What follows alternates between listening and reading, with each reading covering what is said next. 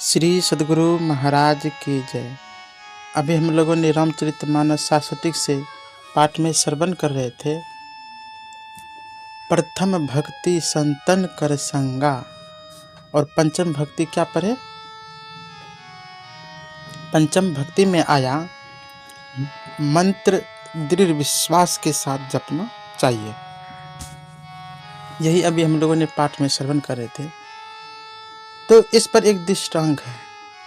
एक बार की बात है, एक गंगा के किनारे एक साधु महात्मा रहा करते थे। वो बहुत जाप मन से करते करते उसी जगह स्नान भी कर लेते थे, तो कभी टहल उहल लेते थे उसी किनारे के पास।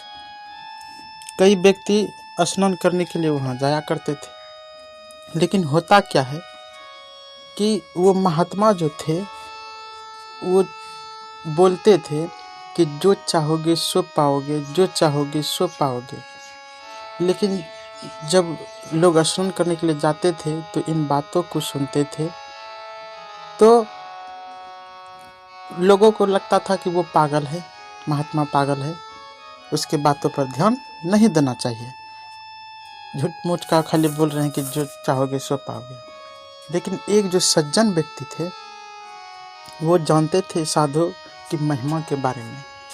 वो गए और उनको प्रणाम किए, कहा कि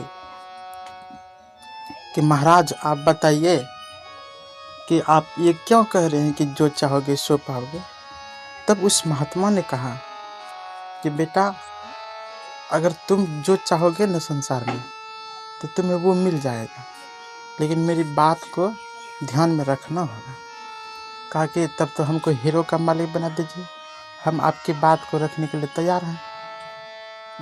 कहा कि ठीक है, हाथ बढ़ाओ। तो हाथ दोनों बढ़ा दिए, दाहिना हाथ में एक मोती दिए और बायां हाथ में एक मोती दिए। तो उनको कहा कि दायां हाथ में जो ये मोती है ये समय है, और बायां हाथ में जो ये मोती है ये धैर्य है। जो समय धैर्य के साथ, समय रहते हुए धैर्य के साथ जो कुछ पाना चाहता है वो परिश्रम करे तो उनको अवश्य सफल मिलेगा। यही बात उनको सिखा दिया।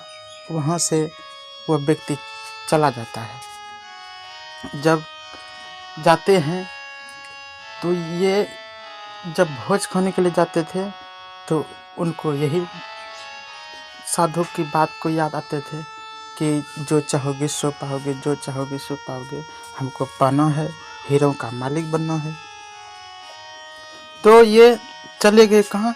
जहाँ हीरो का फैक्ट्री है, वहाँ पर इन्होंने जाकर के बहुत परिश्रम किया, और परिश्रम करते करते एक दिन हीरो का जो मालिक होता है उनकी काम को देखते हुए, वो जो व्यक्ति गया था उनकी काम को देखते हुए कहा कि अब मैं तो बूढ़ा हो गया हूँ, अब तुम ही जो है राजपट्टी हीरो का मालिक बन जाओ। तो देखिए कि उस साधु की महिमा क्या होती है, किस तरह से वो हीरो का एक दिन मालिक बन गया।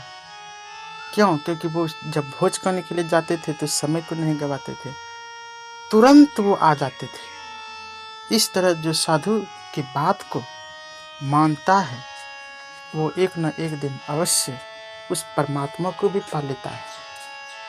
वही कह रहा है कि दृढ़ विश्वास के साथ, पंचम भक्ति दृढ़ विश्वास के साथ बता रहे हैं कि मंत्र का जाप और ध्यान करना चाहिए, तभी जो है यह परमात्मा मिलेगा। अन्यथा ध्यान ही नहीं करेंगे तो परमात्मा कहाँ से मिलेगा। कहने के लिए तो बहुत कुछ है, संतों की वाणी को कितना भी कहा जाए तो कम ही रहेगा। श्री सद्गुरु महाराज की जय।